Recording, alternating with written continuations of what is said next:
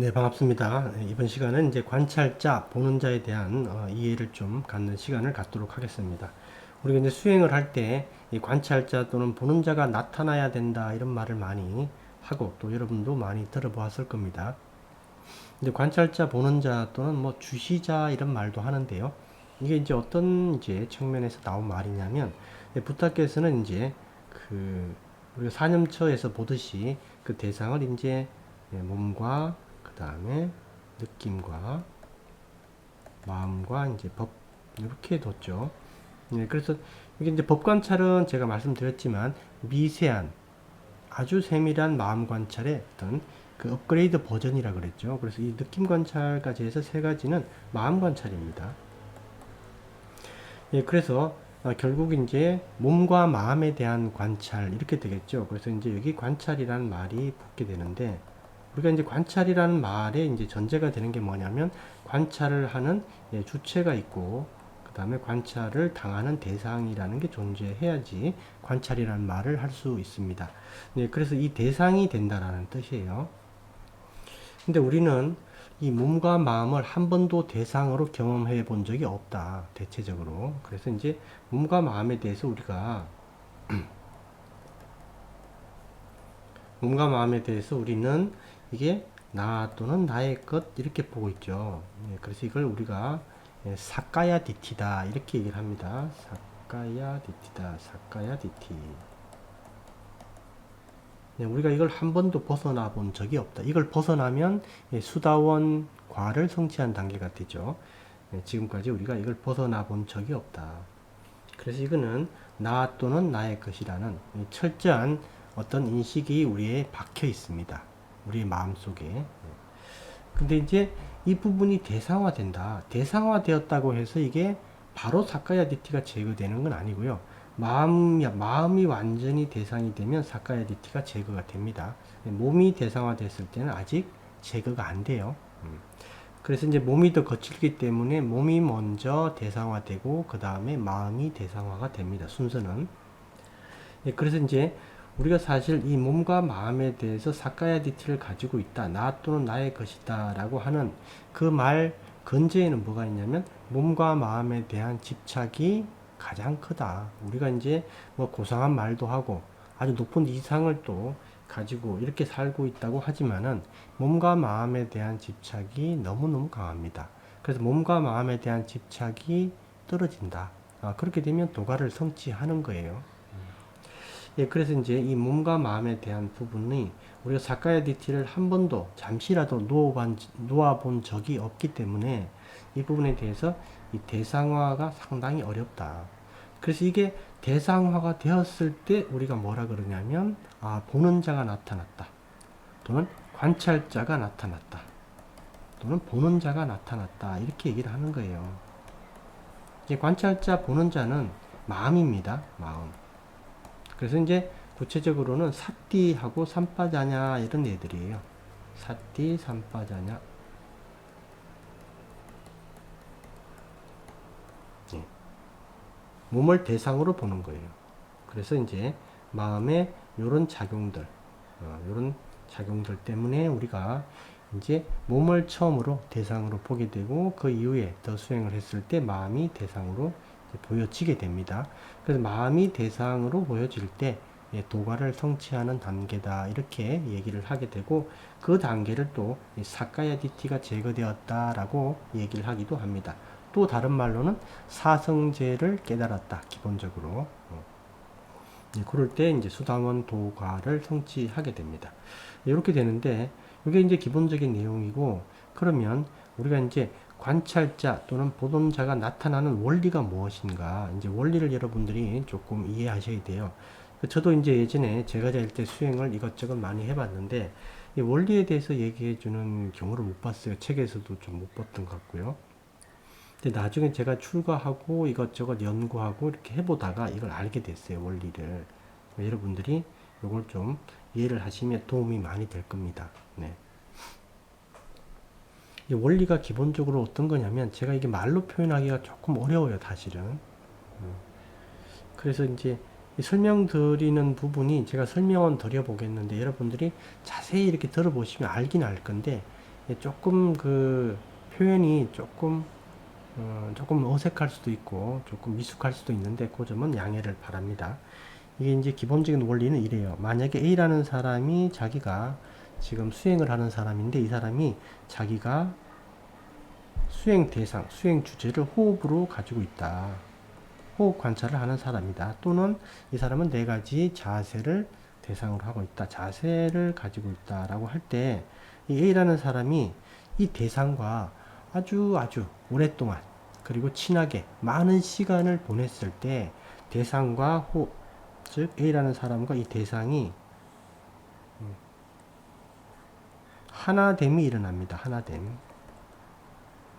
근데 이 주의해야 될 게 이 하나됨이 그냥 하나됨이 아니고요. 반드시 기억을 해 두셔야 될 게 깨어있는 하나됨이에요. 깨어있는 하나됨. 이 깨어있는 하나됨이라는 것은 방금 얘기했지만 사띠와 삼빠자냐가 있는 경우에요. 사띠와 삼빠자냐가 있는 것. 예, 사띠와 삼빠자냐가 있는 것. 그죠? 이게 있어야지만 우리가 올바른 이게 호흡 관찰, 올바른 자세 관찰이 되고 올바른 사마디가 되고 깊어지면 선정이 되는 겁니다. 올바른 선정이. 근데 우리가 이제 여러분들도 잘 아시겠지만 이 그 선정이라고 이제 여러 가지 그 수행법이 있는데 여러분도 들어보셨을 거예요. 어떤 선정은 호흡 관찰을 사용을 하는데 그 지점을 어디에 두냐면 뭐 윗입술에 둔다거나 뭐 인중 부위 여기 아주 작은 지점을 대상으로 하는 이제 수행법이 있어요. 그래서 거기에 더욱더 몰입하고 더욱더 지점을 좁혀가서 계속 이렇게 쪼여가는 형태의 수행이 있죠. 그러니까 이 수행에서 이제 보통 선정의 경상이라고 얘기하는 것들이 뭐냐면 이 수행을 통해서 선정에 들었을 때 이 호흡을 아는 것만 남고요. 즉 호흡을 아는 자, 아는 마음이겠죠. 마음과 호흡만 있고 나머지는 다 사라지는 거죠. 나머지는 모두 사라짐. 즉 나머지에 대해서는 인식을 못한다 이런 뜻이죠. 인식을 못한다. 그래서 부타께서는 선정에 들더라도 사띠와 삼빠자냐가 있어야 된다. 그래야지 일어나는 것들을 뭐 마음의 편림이라든가 마음의 초각, 미세한 어떤 현상들을 우리가 알아챌 수가 있죠. 그걸 위해서 사실은 이 선정을 닦는 거예요. 선정 자체가 목적이 전혀 아닙니다. 그런데 만약에 이런 형태의 선정을 닦게 되면 이게 선정에 들어간 상태일 때 사띠와 삼빠자냐가 없기 때문에 이때는 보는 자, 관찰자가 나타나질 않아요. 그래서 우리가 이제 하나됨이라고 할 때, 대상과 하나됨이라고 할 때 꼭 기억해야 될 게 깨어있는 하나됨이다. 깨어있는 하나됨. 그 점을 잘 기억하라는 겁니다. 잠깐만요. 여기 이제 깨어있는 하나됨. 빨간 걸로 동그라미 하나 쳐둘게요. 깨어있는 하나됨. 그걸 여러분들이 좀 이해를 하셔야 된다. 깨어있는 하나됨이 돼야지 우리가 이제 이 관찰자, 보는 자가 나타나는 그런 이제 그 코스로 가게 돼요. 깨어있는 하나됨.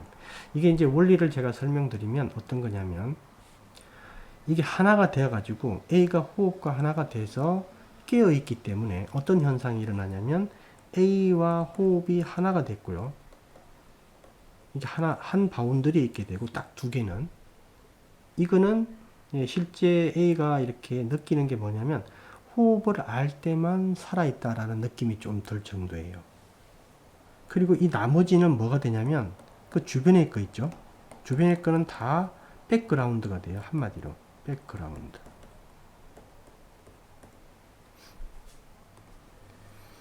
근데 주변에 이제 백그라운드가 되는데 우리가 이제 이 원래 우리가 지금 제가 이제 지금 이 마이크 같은 거 있죠. 또는 이 펜 같은 거는 원래 대상이었죠.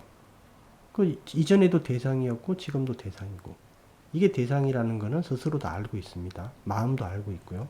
그런데 A와 호흡이 깨어있는 하나됨 상태가 되고 그 주변 게 백그라운드로 남을 때 이 주변 것들 백그라운드로 남아있는 것 중에 한 번도 경험하지 못한 것, 즉 한 번도 대상으로 경험하지 못한 게 딱 나타납니다. 그게 뭐냐면 몸이에요. 자기 몸, 자신의 몸. 즉 우리가 자신의 몸을 관찰할 때 우리가 대상으로 안 되는 이유가 자신의 몸과 자기밖에 없기 때문에 그래요. 둘밖에 없기 때문에. 그 원리가 그겁니다. 이 사람이 호흡과 하나가 되어 있는 상태일 때 호흡의 대상이라는 이제 호흡을 대상으로 확고하게 가지고 있기 때문에 이 몸이 백그라운드로 보이는 거예요. 즉 이때만 몸이 대상이 되는 겁니다. 호흡과 이렇게 딱 하나가 되어 있기 때문에 그 나머지 게 대상이 될 수가 있는 거예요. 그러니까 이런 호흡이라는 어떤 하나가 되는 대상이 없으면 이게 몸이나 마음이나 이게 대상화가 안 돼요. 즉 호흡과 하나가 되어 있기 때문에 나머지 게 대상화가 된다. 그러기 위해서는 깨어있는 우리가 이제 선정을 닦아야 된다라는 겁니다. 그것 때문에 부탁해서 계속 선정 상태일 때도 사띠가 있어야 되고 삼바자나가 있어야 된다라고 강조한 이유입니다. 그게. 예, 그래서 이제 이 호흡과 하나가 돼서 호흡과 딱 깨어있는 하나됨 때문에 호흡에 이렇게 완전한 대상을 가지고 있기 때문에 몸이라는 게 그게 대상이 되는 거예요. 그때. 그러니까 실질적인 호흡이라는 대상을 갖고 있기 때문에 백그라운드 대상인 몸이 실제 대상이 되는 겁니다. 그냥 우리가 호흡이라는 대상 없이 이게 몸을 관찰했을 때는 몸을 대상으로 못 가져요. 우리가 이론적으로 말로는 그렇게 하는데 대상이 안 됩니다. 그래서 우리가 호흡이라는 것을 완전히 주 대상으로 삼았기 때문에 몸이 백그라운드의 대상이 될 수가 있는 거예요. 즉 호흡과 깨어있는 하나됨이 조건이 되어서 그 주변에 있는 것들 중에 자신의 몸을 한 번도 대상으로 느껴보지 못한 자신의 몸을 가장 강력하게 느끼게 됩니다. 대상으로. 그래서 이때 자신의 몸을 어느 정도까지 대상으로 느끼냐면 우리가 CCTV로 우리 자신을 이렇게 보고 있다라고 생각하시면 돼요. CCTV로 보는 것처럼. CCTV가 한 대가 아니고요. 하여튼 몸에서 일어나는 아주 사소한 것, 세세한 것까지 다 할 수가 있어요. 앞, 뒤, 위, 아래 CCTV가 여러 대가 설치되어 있는 것처럼 다 볼 수가 있어요. 다 알 수 있다. 몸에서 일어나는 모든 것을. 그러면 이제 몸에서 일어나는 여러 가지 것들을 알 수 있는데 이게 이제 어떤 느낌까지 드냐면 만약에 이제 A라는 사람이 이제 B와 대화를 한다라고 했을 때 자기가 이제 자기 몸이 보여요. 몸이 보일 때 A가 어떤 얘기를 할까? 얘가 도대체 B한테 어떤 얘기를 할까? 어떤 말을 할까? 혹시 실수는 하지 않을까? 이런 걱정을 할 정도가 됩니다. 그러니까 완전히 분리가 생겨요, 몸과. 그냥 일반적인 잠깐 이렇게 분리가 되는 게 아니라 완전한 분리가 생깁니다. 여러분들도 아마 살면서 그런 느낌을 받아본 적이 있을 거예요. 이 내 몸이 내 몸인 것 같지 않은 느낌이 들 때, 이게 뭐지? 하는 느낌이 들 때가 있을 겁니다, 분명히. 그런 게 너무나 명확하고 너무나 오랫동안 지속이 되는 상태가 됩니다. 그래서 자신을 마치 CCTV로 보는 것처럼 그런 상태가 된다. 즉, 이 원리는 뭐다? 자기의 주된 대상이, 완전히 자기 마음을 사로잡는 주된 대상이 있기 때문에 그 주변의 대상들이 백그라운드가 돼서 그래서 대상으로 보이는 거예요. 그 백그라운드 중에서 한 번도 경험하지 못한 자기의 몸이 있기 때문에 이게 제일 두각을 나타내고 이제 부각되어 보이는 겁니다. 그래서 자신의 몸에 대해서 이런 거를 느낄 때 어떤 마음이 드냐면 두려움이 좀 많이 들고요. 두려움. 왜냐하면 자기라고 생각했던데 한 번도 의심을 안 했는데 이게 내가 아닐 수 있구나라는 그런 어떤 작은 통찰이 일어납니다. 두려움이 아주 강해지고요. 어떤 사람은 또 두려움을 안 느낄 수도 있어요. 어떤 걸 느끼냐? 황당함을 느껴요. 황당함. 두려움이나 이제 황당함을 느끼는데 그 황당함을 느끼는 사람이라 하더라도 두려움을 느끼게 되는 경우가 있다. 언제냐? 예, 자고 있을 때 또는 잠에서 막 깰 때. 자고 있을 때 뭘 느끼냐면 갑자기 뭔가 큰 동물이 이렇게 누워있다라는 느낌을 탁 받아요. 동물이 누워있는 것. 자기가 아니라 어떤 고기 덩어리 큰 게 누워있는 느낌을 딱 받고 깜짝 놀라서 일어나요. 네, 그런 경우 때문에 예, 두려움 같은 것들이 많이 생기고 또 평상시에도 이런 문제 때문에 두려움을 느끼는 사람들이 많다. 예, 그래서 이 평상시에 이제 이 부분에 대해서 이제 올바른 그 설명해주는 자기가 이 어떤 공부를 한 경험이 없게 되면 이 상태가 되었을 때, 와, 이게 정신적인 문제가 있는 게 아닌가?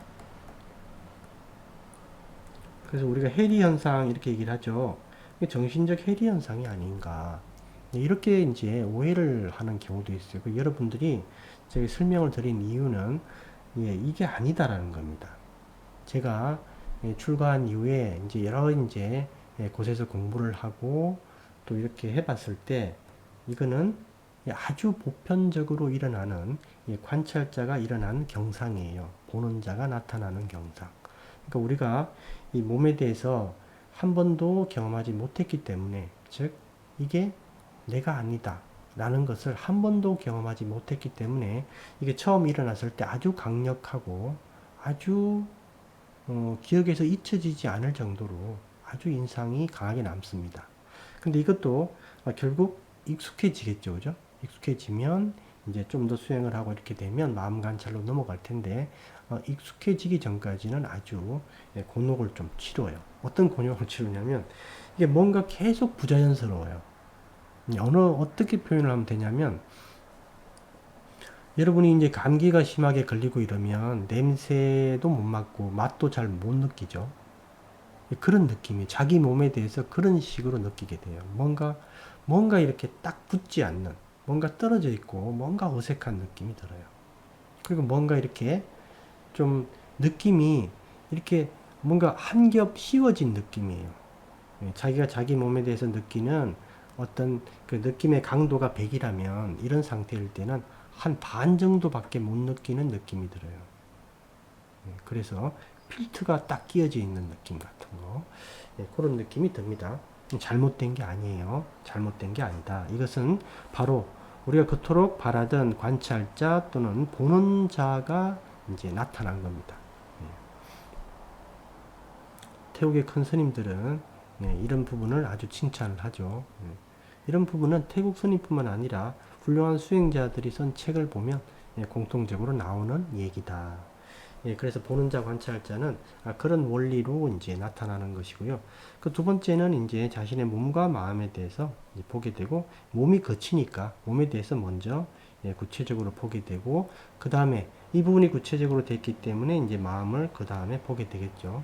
이렇게 이제 과정을 거치게 됩니다. 그래서 이제 이 보는 자의 문제에 대해서는 여러분들이 조금 이해를 가져야 될 필요가 있는 게 이런 어떤 정신병이 아닌가 이렇게 오해할 여지가 있기 때문에 좀 알고 있으면 도움이 많이 되는 겁니다.